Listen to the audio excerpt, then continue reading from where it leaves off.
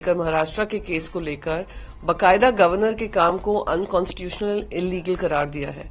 तो इस तरीके से जो फेज ऑफ होता है, कोऑपरेशन की जगह कन्फ्रंटेशन होता है, और जो राज्यपाल हैं, उपराज्यपाल हैं और लेफ्टिनेंट गवर्नर हैं, वो पॉलिटिकल नजरिए से काम करते हैं, ना कि जो उनको जिम्मेदारी एज अ चेयर मिली है।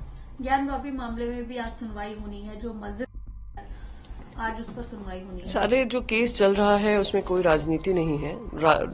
जो हिंदू धर्म के पक्ष है वो अपनी लड़ाई लड़ रहे हैं, कोर्ट्स में लड़ रहे हैं, मुस्लिम पक्ष अपना लड़ाई लड़ रहा है, कोर्ट्स में लड़ाई लड़ रहे हैं। कोर्ट ही निर्णय लेगी, डिस्ट्रिक्ट कोर्ट में उसकी हियरिंग चल रही है, हाई कोर्ट में चल रही है, सुप्रीम कोर्ट में चल रही है, तो मैं उसमें ज्यादा हस्तक्षेप नहीं करना चाहूंगी कि ये राजनीति से हटकर विषय है। प्रधानमंत्री का भी हमने लोकसभा में भाषण सुना, जीतेगी 370 तो बीजेपी ने गारंटी दिए रहे। एक होता है कॉन्फिडेंस, एक होता है ओवर कॉन्फिडेंस। हमने इंडिया शाइनिंग कैंपेन में यही ओवर कॉन्फिडेंस देखा था, जहां पे इलेक्शन को एडवांस कर इलेक्शन किया गया था और भारतीय जनता पार्टी ने और अटल बिहारी वाजपेयी जी को रिपीट टेन्योर नहीं मिला था।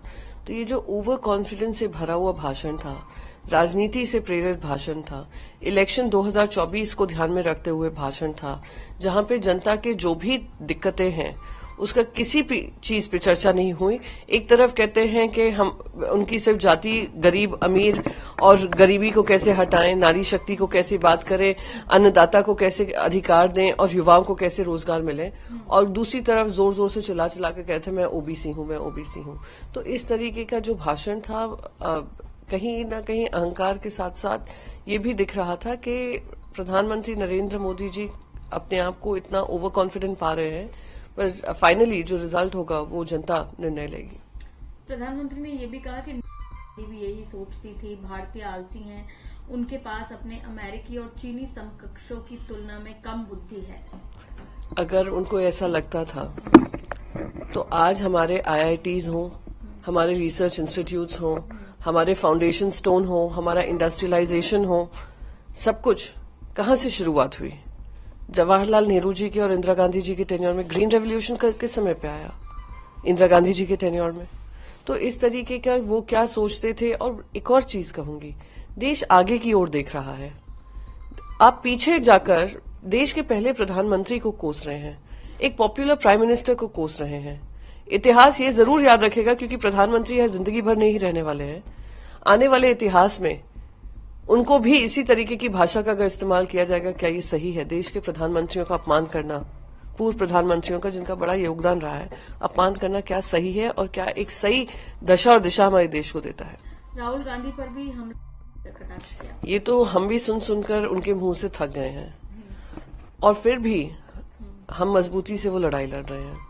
तो प्रधानमंत्री नरेंद्र मोदी जी ने एजेंडा बनाया हुआ है कि विपक्ष को किस तरीके से विपक्ष को घेरा जाए, विपक्ष के बारे में अपशब्द बोले जाए, विपक्ष को कोसा जाए और उनको अंडरमाइन किया जाए। पर देश की जनता देख रही है किस तरीके से आप विपक्ष को साइलेंट करने का काम कर रहे हैं। आप चाह रहे हैं कि एक ही पार्टी रहे इस देश में, डिक्टेटोरियल टेंडेंसीज हैं, डिक्टेटरशिप लाए देश में, डेमोक्रेसी को खत्म करें।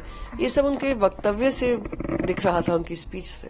जी, प्रधानमंत्री ने विपक्ष पर ये भी संयुक्त बैठक में राष्ट्रपति मुर्मू के संबोधन की भी आलोचना की कि आपके लिए महिलाएं, किसान, अल्पसंख्यक, इस तरीके की बात। देखिए, राष्ट्रपति जी ने जो स्टेटमेंट दिया है वो स्टेटमेंट गवर्नमेंट ड्राफ्ट करती है, और वो जब बोलती हैं वो बार बार कहती हैं माय गवर्नमेंट, और ड्राफ्ट होता है मिनिस्ट्रीज से, वो अपनी अपनी उपलब्धियां बताते हैं और राष्ट्रपति उसका भाषण में अपनी बात रखती हैं, और उस माध्यम से राष्ट्रपति की स्पीच जो है सरकार को लेकर है।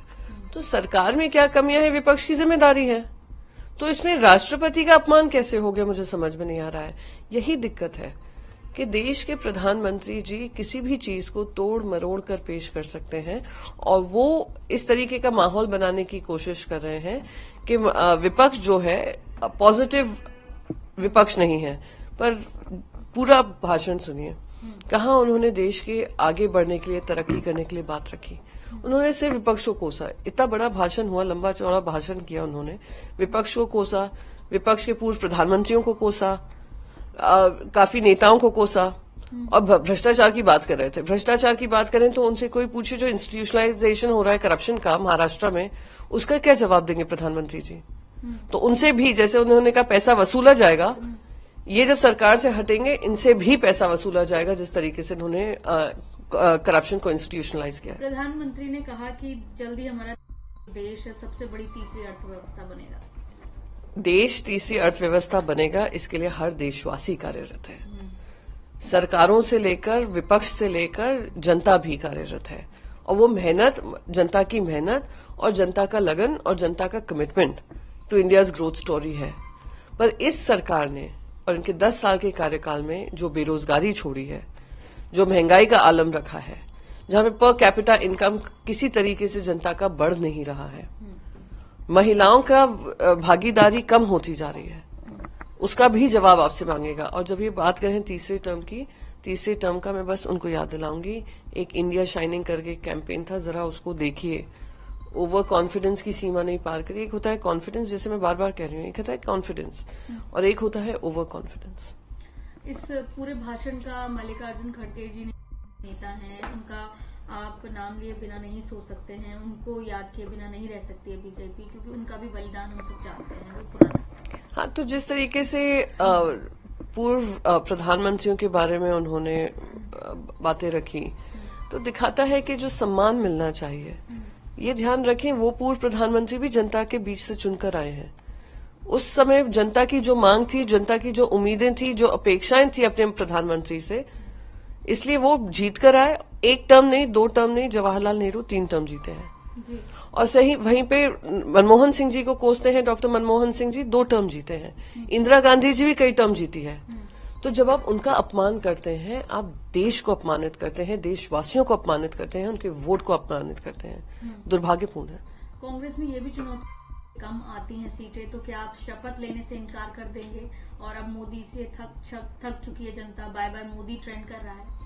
तो मैं बस यही कहूंगी कि जो कॉन्फिडेंस, ओवर कॉन्फिडेंस प्रधानमंत्री के भाषण में था, उससे कहीं ना कहीं लग रहा है कि जनता से उनका बड़ा डिस्कनेक्ट है, क्योंकि जहां जहां जनता ने उनको वोट दिया है, वहां वहां जनता सवाल भी पूछ रही है। तो मैं तो कहूंगी कि जो प्रधानमंत्री जी कह रहे हैं, जो कर रहे हैं, और जो धरातल पे स्थिति है, उसमें बहुत अंतर है। तो जिस कॉन्फिडेंस से उन्होंने बोला है, शायद वो सीखेंगे। जी। वहीं चंडीगढ़ मेयर चुनाव को लेकर भी अधिकारी थे कि ये जो है मतपत्रों को विकृत कर दिया गया है। चलिए, ये तो वीडियो पे रिकॉर्ड हो गया, इसलिए आज सुप्रीम कोर्ट के सामने एक बड़ा प्रश्न चिन्ह नहीं उठेगा कि डेमोक्रेसी की हत्या हो रही है या नहीं हो रही है। उसी सुप्रीम कोर्ट पे महाराष्ट्र का पूरा किस्सा सामने है, जहां पर उनके सस्पेंशन, डिस्क्वालिफिकेशन की बात की है एमएलएज की। सुप्रीम कोर्ट का वर्डिक्ट है, सुप्रीम कोर्ट ने गवर्नर के काम को इलीगल, अनकॉन्स्टिट्यूशनल बताया है। फिर भी उनको डिस्क्वालीफाई ना कर जो स्पीकर ने अपना अनकॉन्स्टिट्यूशनल रोल निभाया है, उसका संज्ञान लेने के लिए वो लड़ाई भी हम कोर्ट में लड़ रहे हैं। मैं उम्मीद करती हूं जो उनके स्टेटमेंट्स आए हैं, जो उनके ऑब्जर्वेशंस हुए हैं, वो जजमेंट में चेंज हो और भारतीय जनता पार्टी को एक करारा सबक मिले कि आप कितनी भी कोशिश कर लें प्रजातंत्र खत्म करने के लिए हम लोग डटे हुए हैं, मजबूती से लड़ाई लड़ेंगे और देशवासी हमें और अपना योगदान बढ़ाएंगे, हमें और मजबूत करने के लिए। जी। राहुल गांधी कि मैं इसमें अभी मैनिफेस्टो में क्या आएगा, कॉमन मिनिमम प्रोग्राम क्या आएगा, उसको देखकर उस पर चयन कर ये विचार होगा कि क्या कहीं ना कहीं जो जिस टारगेट से रिजर्वेशन लाया गया था, क्या वो अपनी उम्मीदों पे खरा उतरा, उस रिजर्वेशन में क्या सबको सम्मान मिला, अगर उसको बढ़ाने की भी जरूरत पड़े तो कौन से ऐसे वर्ग हैं जिनको जोड़ना लागू होगा। जैसे महाराष्ट्र में हमने देखा मराठा रिजर्वेशन पे जो चल रहा है, और उनकी उम्मीद है कि उनको भी उसमें शामिल किया जाए रिजर्वेशन में, और उनके साथ धोखाधड़ी हो रही है महाराष्ट्र में। तो इस तरीके की धोखाधड़ी ना होकर एक कॉन्स्टिट्यूशनली मैंडेटेड कार्यक्रम बनाया जाए, जहां पे रिजर्वेशन के ऊपर सही तरीके से सही लोगों पे, सही वर्ग पे एक टारगेटेड हेल्प मिले।